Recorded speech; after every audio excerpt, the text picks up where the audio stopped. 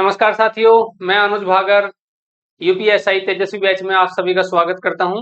उम्मीद करता हूं सब कुशल मंगल होंगे, एकदम राजी खुशी होंगे। सबकी पढ़ाई लिखाई अध्ययन अच्छे से चल रहा होगा।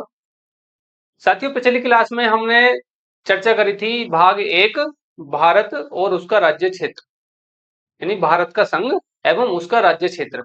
आज की हमारी क्लास रहने वाली है राज्य पुनर्गठन पर, क्योंकि राज्य पुनर्गठन पर आपकी परीक्षा में सवाल पूछे जाते हैं और पूछे जाने की संभावना भी है लगातार, तो हम इस टॉपिक को स्किप नहीं कर सकते थे। तो आज हम इसी टॉपिक पर चर्चा करेंगे, राज्य का पुनर्गठन। तो हम बढ़ते हैं अपनी क्लास की तरफ। हमने पिछली क्लास में केवल जो 4 आर्टिकल थे वो कवर किए थे, 1 से 4 तक। और ये जो भाग एक है उससे ही रिलेटेड, यानी उससे ही को रिलेट करके हम इस टॉपिक को देखते हैं।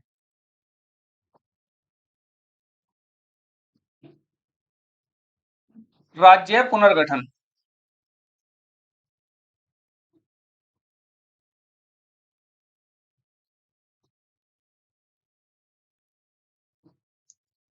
राज्य पुनर्गठन।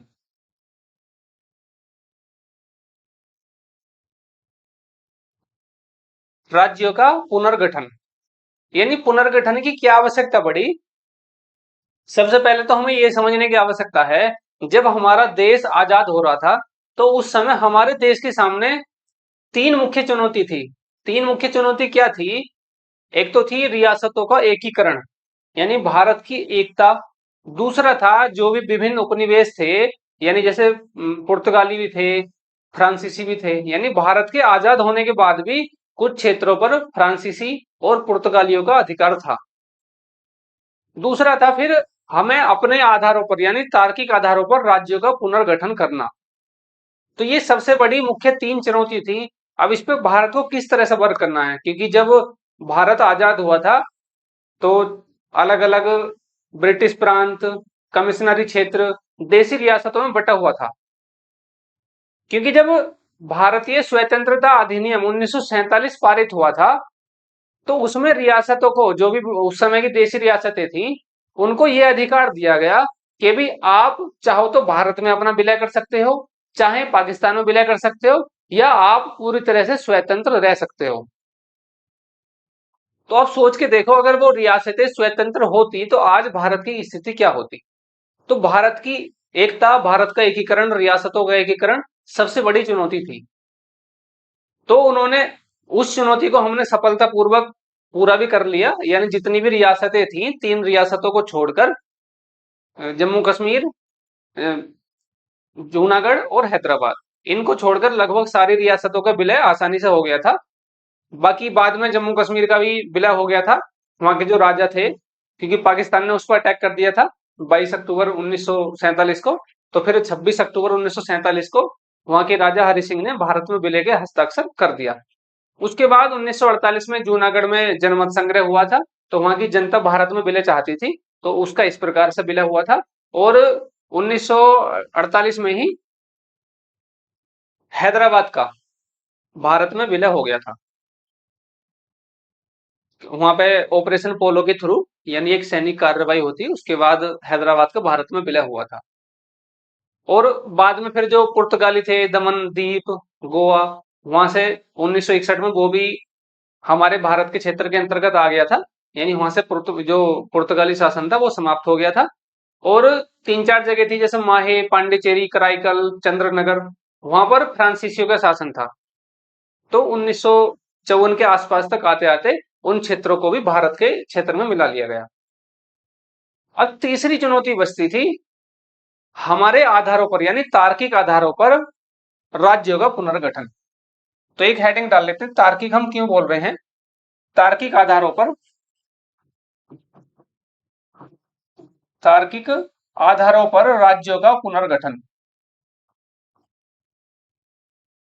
पर राज्यों का पुनर्गठन, राज्यों का पुनर्गठन, पुनर्गठन। यानी जब अंग्रेजों का शासन था हमारे देश में, तो तब अंग्रेजों ने जो भी ब्रिटिश प्रांत थे, जो भी उनकी कमिश्नरी क्षेत्र थे, तो उन्होंने भारत के लोगों की सुविधा के लिए वो प्रांत नहीं बनाए थे, बल्कि अपनी सुविधा के लिए, अपने फायदे के लिए उन्होंने उन जो भी ब्रिटिश प्रांत थे उनका निर्माण या उनका गठन किया था। यानी उसमें भारत के लोगों का कुछ भी हित समाहित नहीं था। और यही कारण है भी, एक एक प्रांत, उसमें अनेक भाषी लोग भी थे, अलग अलग संस्कृति के लोग भी थे, और बीच बीच में देशी रियासतें भी आ जाती थी। तो जब भारत आजाद हुआ तो बहुत ज्यादा अव्यवस्थित क्षेत्र था, यानी राज्यों का जो गठन हुआ था उस समय उसका कोई आधार नहीं था। अब जब देश आजाद हो गया तो हमें अपने आधारों पर, यानी जो भी एक लॉजिकल, यानी जो तार्किक आधार है उनके आधार पर हमें अब राज्यों का अपने हिसाब से पुनर्गठन करना है। तो यही हेडिंग है, तार्किक आधारों पर राज्यों का पुनर्गठन।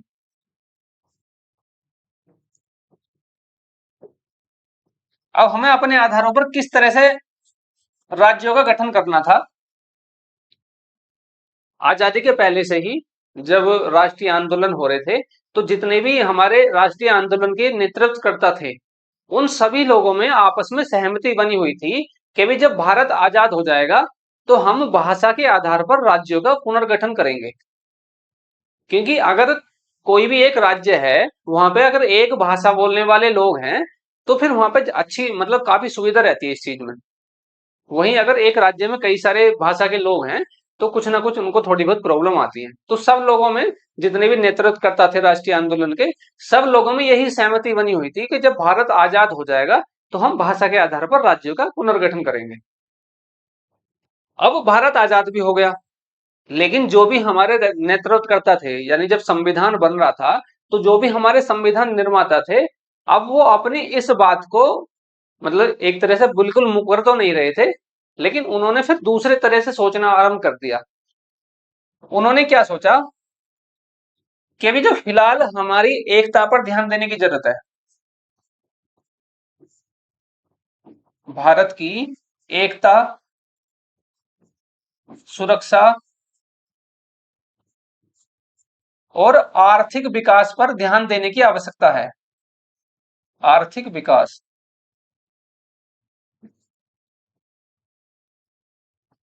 विशेष ध्यान देने की आवश्यकता है।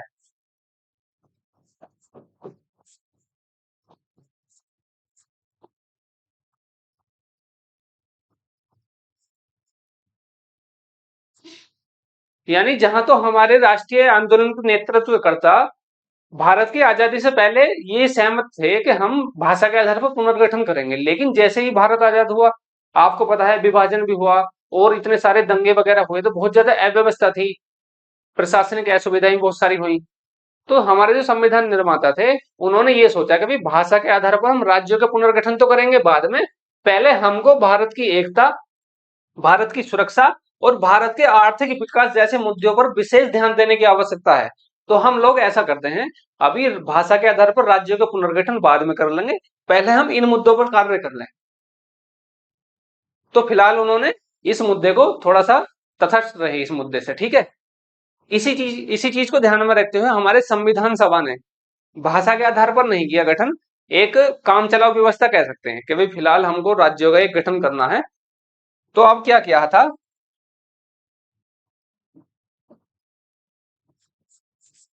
संविधान सभा ने, संविधान सभा ने भारतीय राज्यों को, भारतीय राज्य क्षेत्र को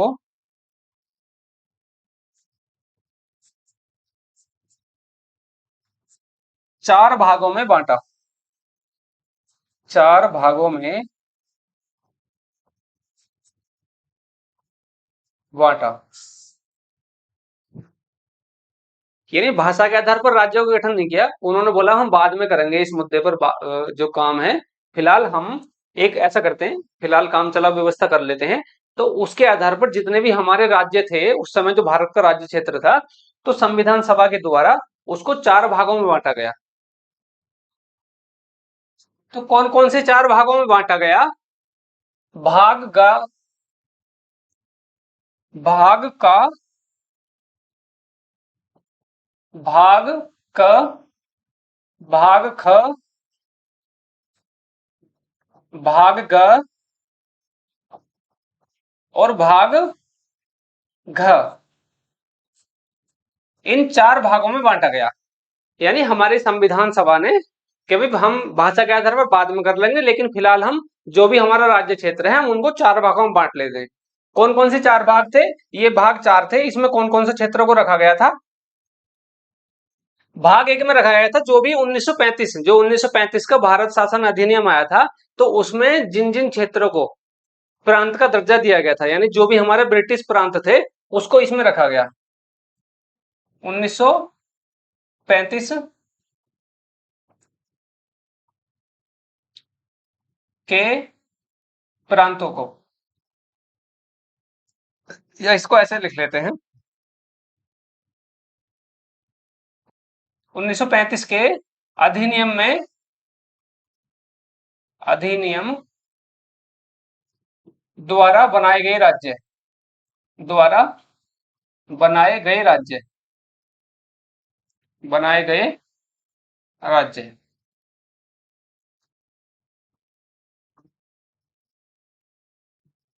यानी जो भी हमारे ब्रिटिश प्रांत थे उनको भाग क में रख दिया। कौन कौन से थे? जैसे बंगाल, मद्रास, बिहार, उड़ीसा, असम वगैरह, इनको भाग क में रख दिया।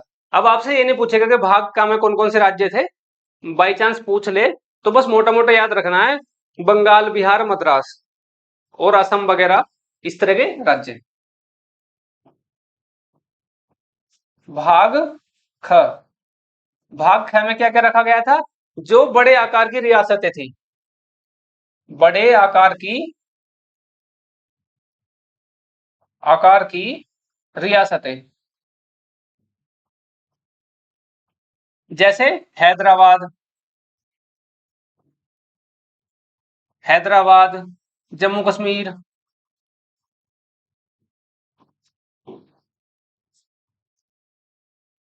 भाग, भाग ग में क्या रखा गया था? भाग ग इसमें रखा गया था, ये तो बड़े आकार की रियासत हो गई थी। भाग खा में, भाग ग में छोटे आकार की रियासत प्लस जो उस समय के ब्रिटिश कमिश्नरी क्षेत्र थे उनको रखा गया। छोटे आकार की देशी रियासत, आकार की देशी रियासत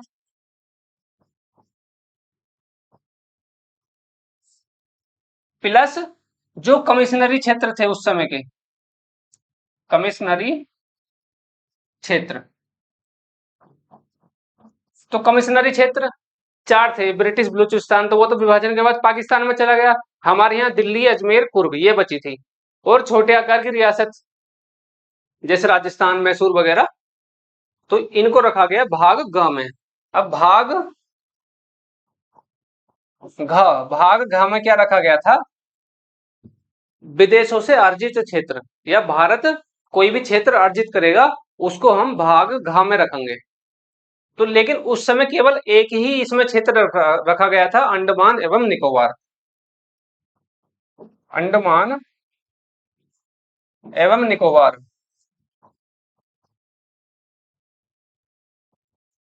निकोबार, तो इन आधारों पर, मतलब ये चार वर्ग बनाए थे राज्यों को, किसके द्वारा? संविधान सभा के द्वारा।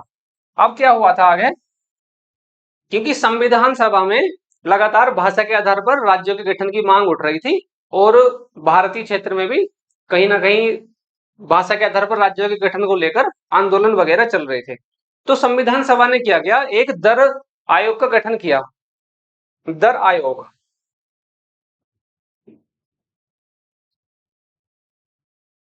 दर आयोग 1948 में दर आयोग का गठन किया गया। किसके नेतृत्व में? एस के दर के नेतृत्व में,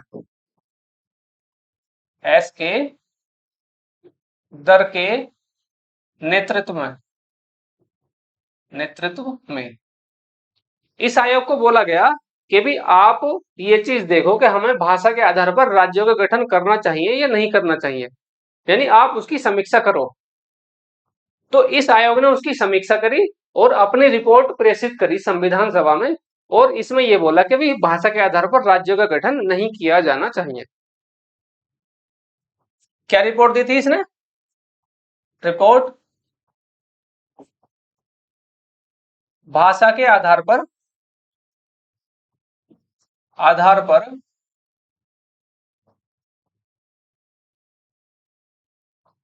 पुनर्गठन को मना किया कि मनाही की मनाही की। जब इसने भाषा के आधार पर राज्य पुनर्गठन को मना कर दिया, उसके बाद में आंदोलन थोड़े से और तेज होने लगे, क्योंकि भी भारत के जितने भी राज्य थे, अधिकतम खासकर दक्षिण भारत के, वो लोग भाषा के आधार पर राज्य बनवाना चाह रहे थे।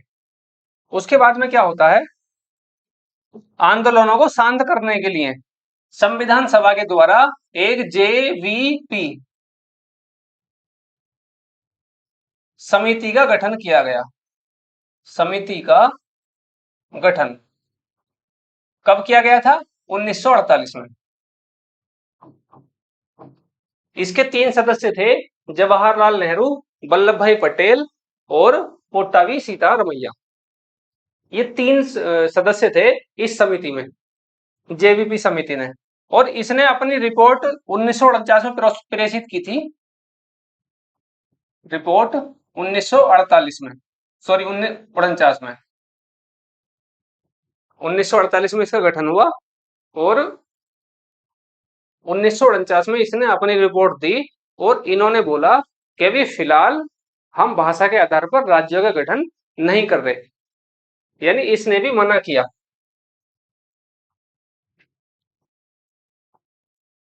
भाषा के आधार पर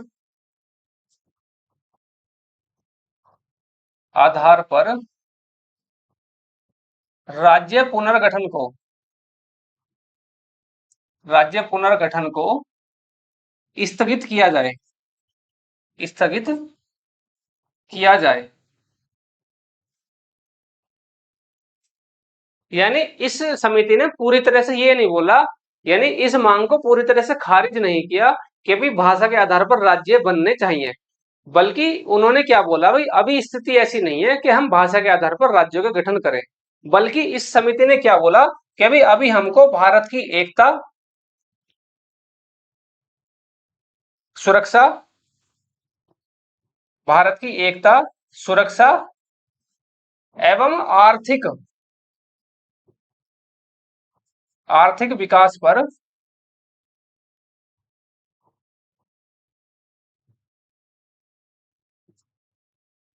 आर्थिक विकास पर ध्यान देने की आवश्यकता है।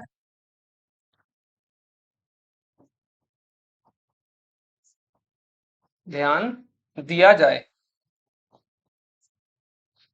तो इस समिति के आधार पर भी राज्य पुनर्गठन को मंजूरी नहीं मिली। किसके आधार पर? भाषा के आधार पर।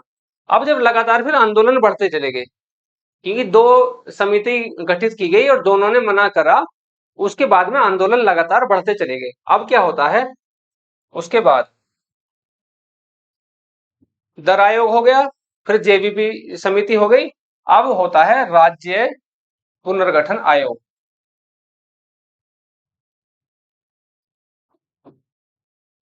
राज्य पुनर्गठन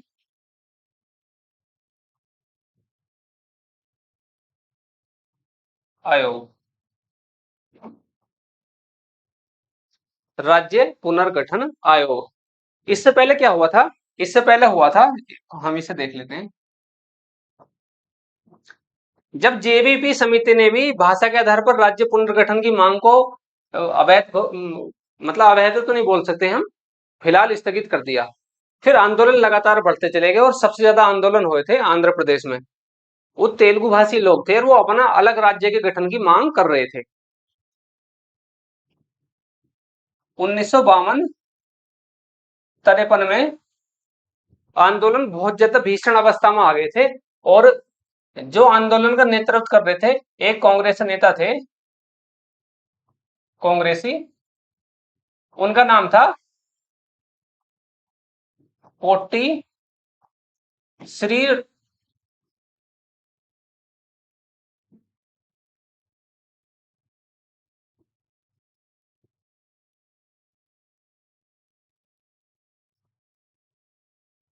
पोट्टा पोट्टी श्री रमालू, पोट्टी श्री रमालू, इनका क्या है, 58 दिन के भूख हड़ताल यानी आमरण अनशन पे बैठे हुए थे, तो 58 दिन के बाद इनकी मृत्यु हो गई। और इनकी मृत्यु के बाद आंध्र प्रदेश राज्य की मांग को लेकर बहुत ज्यादा भीषण दंगे शुरू हुए, और अंततः सरकार ने उनकी इस मांग को स्वीकार कर लिया, और 1 अक्टूबर 1 अक्टूबर 1953 को 1953 को तेलुगु तेलुगु भाषी लोगों के लिए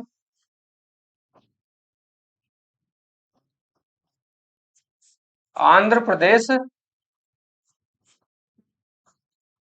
आंध्र प्रदेश राज्य का गठन किया गया गठन किया गया। तो सवाल कई एग्जाम में पूछा गया था कि भी भाषा के आधार पर गठित होने वाला सबसे पहला राज्य कौन सा था, तो वो था आंध्र प्रदेश। जब आंध्र प्रदेश का गठन हो गया भाषा के आधार पर, तो फिर आंदोलन और ज्यादा बढ़ने लगे, और बाकी जो राज्य थे उन्होंने भी भाषा के आधार पर राज्य के पुनर्गठन की मांग को और ज्यादा उठाना शुरू कर दिया। फिर अंततः सरकार ने क्या कहा,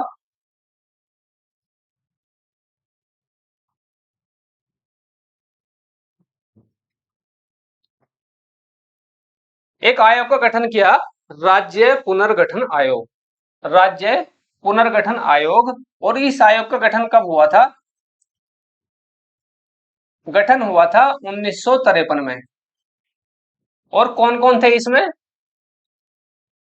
फजल अली फजल अली, के एम पडिक्कर,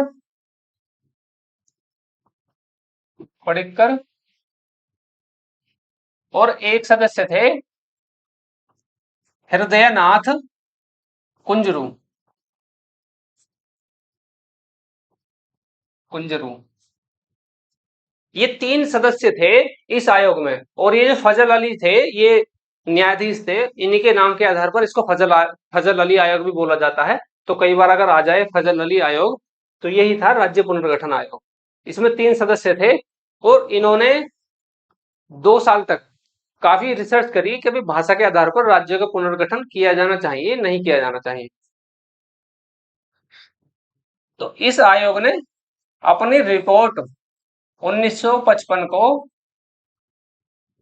भारत सरकार को सौंपी, और इसमें क्या बोला गया कि भी हम पूरी तरह से केवल भाषा को आधार बनाकर राज्यों का पुनर्गठन नहीं कर सकते, बल्कि प्रशासनिक और भारत की एकता सुरक्षा वगैरह इन मुद्दों को भी प्राथमिकता मिलनी चाहिए।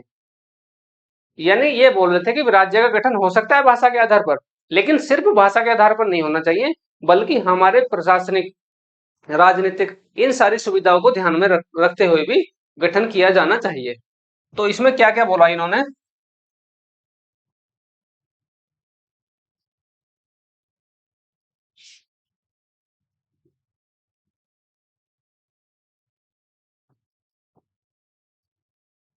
इन्होंने बोला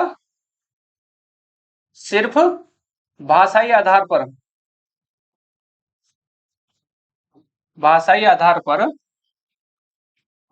राज्य पुनर्गठन न कर कर राज्य पुनर्गठन न करके प्रशासनिक एवं राजनीतिक एवं राजनीतिक आधारों को भी प्राथमिकता देनी चाहिए प्राथमिकता देनी चाहिए। दूसरा इसने बोला था कि भी कोई भी राज्य एक भाषी नहीं हो सकता, भाई उसमें अलग अलग भाषा के लोग रहते हैं। तो दूसरा इसने तथ्य बताया कि भी अगर किसी एक क्षेत्र में रहने वाले लोगों की कोई भी भाषा अगर बोलते हो, अगर वो आबादी 70% या उससे ज्यादा है, तो तब हम किसी राज्य को एक भाषी राज्य घोषित कर सकते हैं। जैसे तेलुगु भाषी लोगों के लिए आंध्र प्रदेश हो गया। और अगर किसी क्षेत्र में 30% से ज्यादा कोई दूसरी भाषा के लोग भी हैं रहने वाले, तो फिर उसको एक भाषी राज्य ने घोषित करके द्विभाषीय राज्य घोषित किया जाना चाहिए। और तीसरा सबसे मुख्य तथ्य इसने क्या बताया था? सबसे मुख्य, भारत को जो 4 समूह बनाए गए थे, भाग का खा गा घा, भारत को, इसको ऐसा लिख लो, भाग क ख ग और घ को समाप्त कर राज्य की एक सूची होनी चाहिए। राज्य को एक सूची में शामिल किया जाए, शामिल किया जाए। तो जो राज्य पुनर्गठन आयोग था, इसने ये मुख्य तथ्य बताए, और फिर इसके आधार पर ही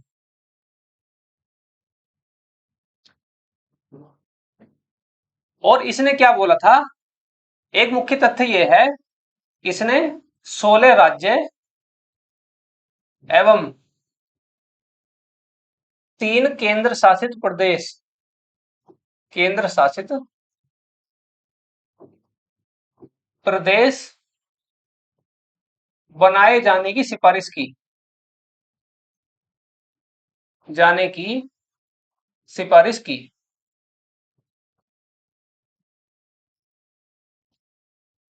सिफारिश की यानी इसने बोला कि भारत के जो 4 समूह हैं उनको समाप्त करा जाए, एक सूची बनाई जाए। दूसरा ये बोला था कि भाई 16 राज्य होने चाहिए और 3 केंद्र शासित प्रदेश। तो ये जो रिपोर्ट थी पूरी, इस पे सरकार ने थोड़े बहुत कुछ संशोधन किए और 1 नवंबर 1956 को राज्य पुनर्गठन अधिनियम लागू कर दिया।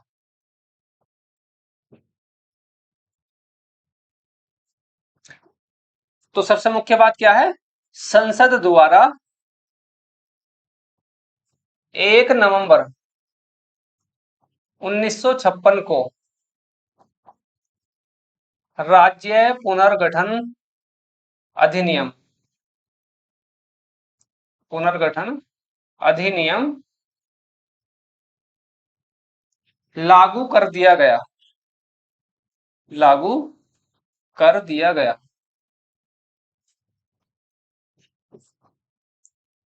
यानी जो राज्य पुनर्गठन आयोग की रिपोर्ट थी उसको आधार बनाकर उसमें थोड़े बहुत संशोधन करके इस रिपोर्ट के ही आधार पर राज्य पुनर्गठन अधिनियम पारित कब किया, और कब किया था? 1 नवंबर 1956 को।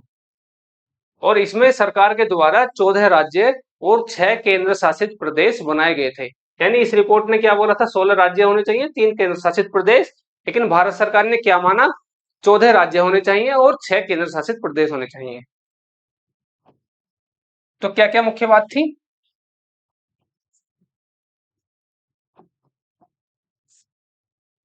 भारत में या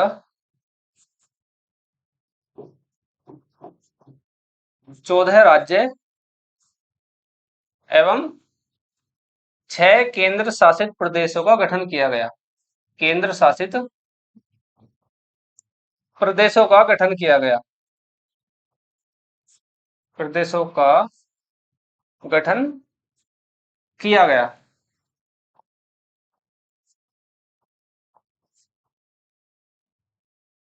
दूसरा, राज्यों के भाग कौन कौन से? क, ख, ग और घ को समाप्त कर, को समाप्त कर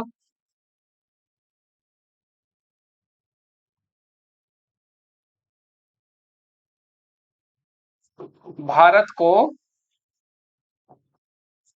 संघ एवं केंद्र शासित प्रदेशों में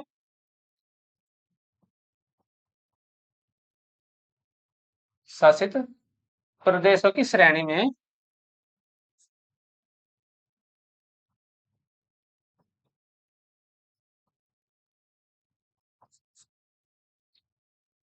श्रेणी बनाई गई।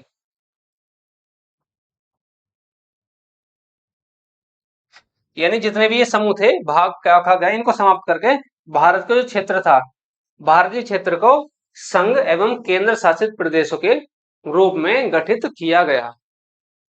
तो यहां से सवाल बनता है कि भी राज्य पुनर्गठन आयोग के द्वारा, यानी उसी की रिपोर्ट का आधार बनाते हुए राज्य पुनर्गठन अधिनियम संसद के द्वारा कब पारित किया गया? तो कब पारित किया गया था? 1 नवंबर 1956 को।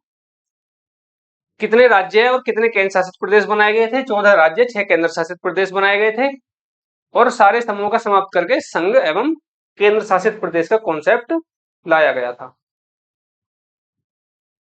तो अब यहाँ पे आपको पूरे राज्य समझने की आवश्यकता नहीं है, हम कुछ मुख्य मुख्य राज्य समझ लेते हैं। जो 14 राज्य थे, तो उसमें एक तो जो तीनों उस समय प्रेसिडेंसी थी, बंगाल, बिहार, मद्रास, उड़ीसा, असम, जम्मू कश्मीर, उत्तर प्रदेश, मध्य प्रदेश, तो ये मुख्य मुख्य थे।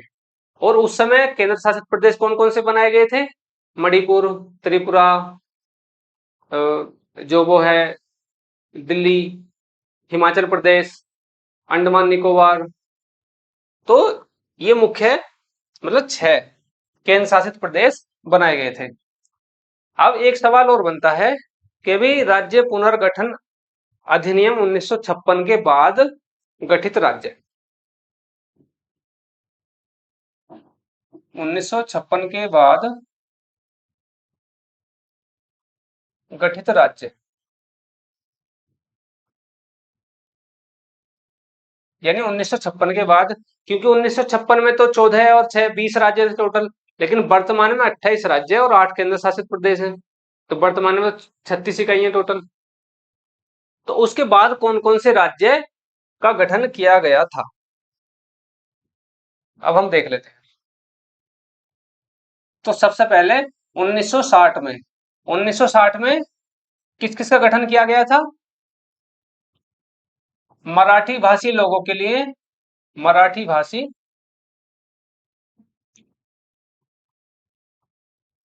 लोगों के लिए महाराष्ट्र, महाराष्ट्र,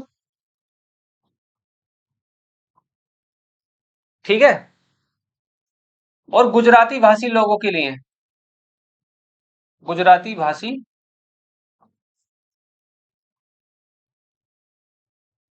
लोगों के लिए अलग राज्य बनाया गया, गुजरात।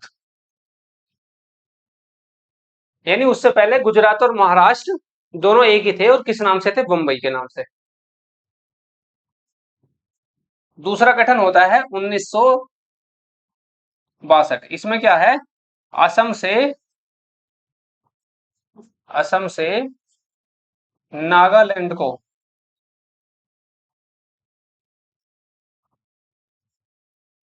अलग राज्य बनाया गया, को अलग राज्य बनाया गया। असम से नागालैंड अलग कर दिया गया, कब किया गया था? 1962। उसके बाद 1966, 1966 में कौन कौन से 2 राज्य बनाए गए थे? पंजाबी भाषी लोगों के लिए पंजाब, पंजाबी भाषी, इनके लिए बनाया गया पंजाब, और हिंदी भाषा लोगों के लिए, हिंदी भाषी,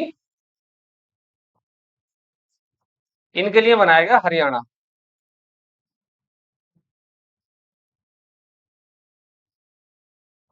हिंदी भाषी लोगों के लिए हरियाणा, और पंजाबी भाषी लोगों के लिए पंजाब।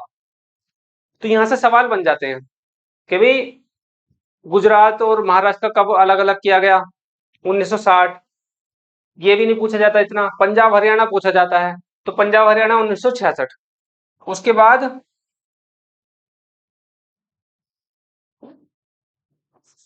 1970, 1970 में, यानी शुरुआत में हिमाचल प्रदेश को केंद्र शासित प्रदेश बनाया गया, तो 1970 में उसको क्या कहा? पूर्ण राज्य। 1970 में हिमाचल प्रदेश, हिमाचल प्रदेश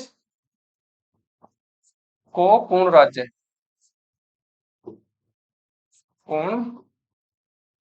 राज्य बनाया गया।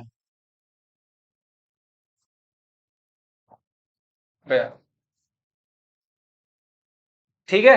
और जो ये 1966 में पंजाब हरियाणा अलग किया गया था, इसी में ही इन दोनों की संयुक्त राजधानी चंडीगढ़ को बनाया गया था और चंडीगढ़ को अलग केंद्र शासित प्रदेश बोला गया। ठीक है। 1970। 1971। 1971 में क्या हुआ था? मेघालय, मणिपुर मणिपुर और त्रिपुरा त्रिपुरा को पूर्ण राज्य का दर्जा दिया गया। पूर्ण राज्य का दर्जा। पहले मणिपुर और त्रिपुरा को केंद्र शासित प्रदेश बनाया गया था 1956 में, लेकिन 1971 में मणिपुर, त्रिपुरा इनको पूर्ण राज्य बनाया गया। और जो मेघालय है इसको 1970 में असम के क्षेत्र से अलग किया गया था और उस समय इसको केंद्र शासित प्रदेश बनाया गया। लेकिन 1971 में मेघालय, मणिपुर और त्रिपुरा को पूर्ण राज्य का दर्जा दिया गया। और इसमें ही साथ में क्या क्या कहा कि भी मिजोरम और अरुणाचल प्रदेश, मिजोरम एवं अरुणाचल प्रदेश, अरुणाचल प्रदेश इनको क्या केंद्र शासित प्रदेश, केंद्र शासित प्रदेश बनाया गया। केंद्र शासित प्रदेश बनाया गया। ठीक है। 1974। 1974। 1974 में क्या हुआ था? 1974 में 35वें संविधान संशोधन के द्वारा, 35वां संविधान संशोधन सिक्किम को भारत में शामिल किया गया। सिक्किम को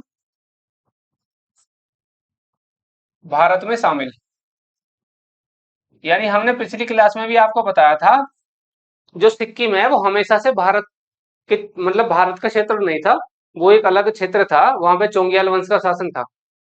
वहां की जनता ने विद्रोह किया और भारत में विलय की मांग की। तो उसके बाद फिर 1974 में ही 35वें संविधान संशोधन के द्वारा सिक्किम को भारत में शामिल कर लिया गया। लेकिन जब सिक्किम को भारत में शामिल किया गया, उस समय इसे पूर्ण राज्य का दर्जा नहीं दिया था, उस समय इसको सहयोगी राज्य का दर्जा दिया गया। उसके एक साल बाद ही 1975 में 1975 और 36वें संविधान संशोधन के द्वारा, 36वें संविधान संशोधन के द्वारा, संशोधन के द्वारा द्वारा इसको सिक्किम को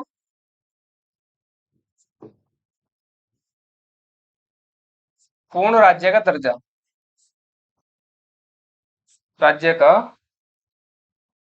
दर्जा दिया गया, दर्जा दिया गया। ठीक है। 1971 में ये बनाए गए थे। 1974 में सिक्किम को शामिल करके फिर 1975 में पूर्ण राज्य का दर्जा दिया गया। अब आते हैं 1986 में। 1986 में क्या हुआ था?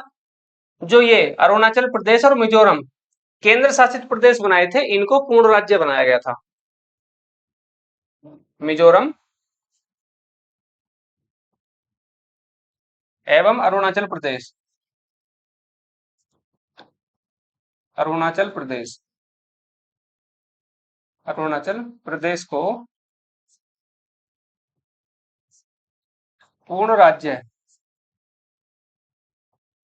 पूर्ण राज्य बनाया गया।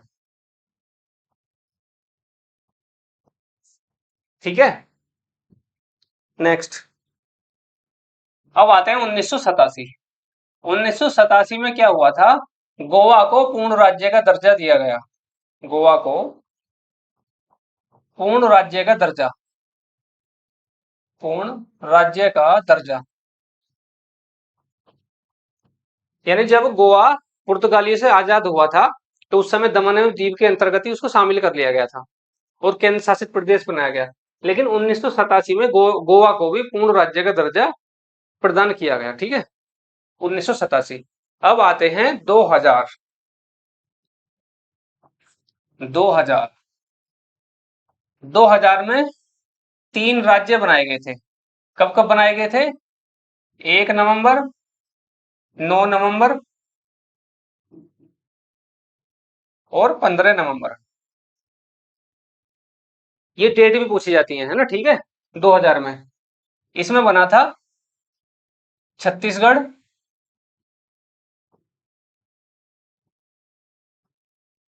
छत्तीसगढ़, छत्तीसगढ़ झारखंड एक साथ में लिखना। छत्तीसगढ़, फिर बीच में उत्तराखंड आ जाएगा, उसके बाद आएगा झारखंड। झारखंड। तो इसके क्रम से याद रखने के लिए छत्तीसगढ़ झारखंड दोनों का एक रिदम आ रहा है, एक साथ हम ऐसा लग रहा है कि एक साथ ही बोले जा रहे हैं, जैसे छत्तीसगढ़ झारखंड। लेकिन यहाँ पे ध्यान रखना है कि बीच में उत्तराखंड भी है। ठीक है, तो 9 नवंबर इसको उत्तराखंड को उत्तराखंड उत्तराखंड को यूपी से अलग किया गया था, छत्तीसगढ़ को एमपी से और झारखंड को बिहार से अलग किया गया था। ठीक है, कब किया गया था? 2000 में। उसके बाद 2 जून 2014 को तेलंगाना तेलंगाना को अलग राज्य बनाया गया। अलग राज्य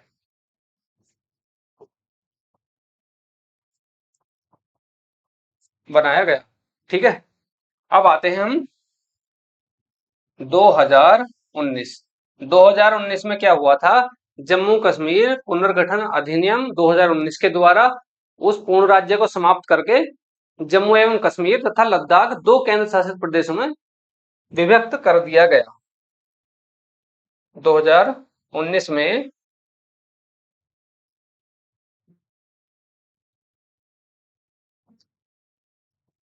जम्मू कश्मीर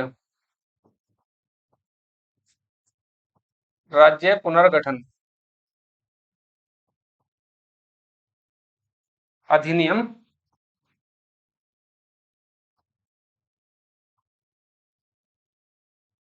पुनर्गठन अधिनियम 2019 द्वारा 19 द्वारा इसको इस राज्य को समाप्त कर द्वारा जम्मू कश्मीर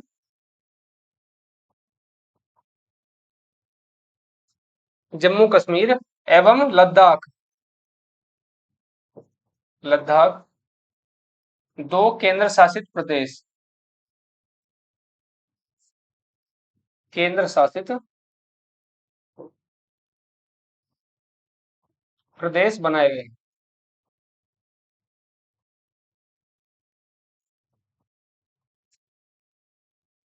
ठीक है, और ये अधिनियम कब से पारित हुआ था?